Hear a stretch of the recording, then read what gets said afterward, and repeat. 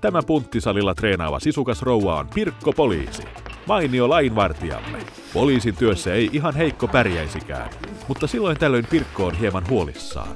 Mitäs jos joskus tulisi epäselvyyttä siitä, olenko työtilanteessa käyttänyt liikaa voimaa? Ei hätää, Pirkko. Onneksi sinä kuulut SPJ:ään. Sitä kautta sinulla on turvanasi vastuu- ja oikeusturvavakuutus. Tässä puolestaan on Heikki hätäkeskuspäivystäjä. Hänen työnsä on myös vaativaa, ja sitä tehdään ympäri vuorokauden, mutta Heikki viihtyy. Vuorotyön rasituksista huolimatta. Ainoastaan palkkalaskelman hieroglyfien perässä Heikki ei aina tahdo pysyä.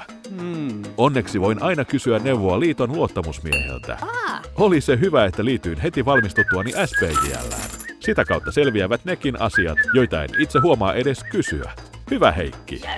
Käräjäoikeudessa on toisinaan niin kiireisiä työpäiviä, ettei Kirsti käräjäsihteeri ehdi edes puuteroimaan nenänsä. Kirstiä hermostutti jatkuva kiire, ja hän päätti mennä oman yhdistyksensä kokoukseen, jossa hän kuuli, etteivät muutkaan sihteerit ehdi aina edes lounaalle.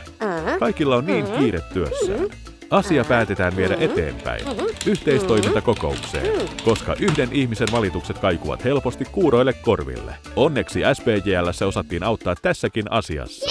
Meitä kuunnellaan ja voimme saada parannuksia aikaiseksi yhdessä työnantajan kanssa. Tämän kaiken lisäksi Suomen poliisijärjestöjen liitto tarjoaa jäsenilleen työttömyysturvan ja monia muita rahanarvoisia etuja. On kiva vaikka lähteä liiton lomamökille, kun on matkustajavakuutus kunnossa SPJ:n kautta.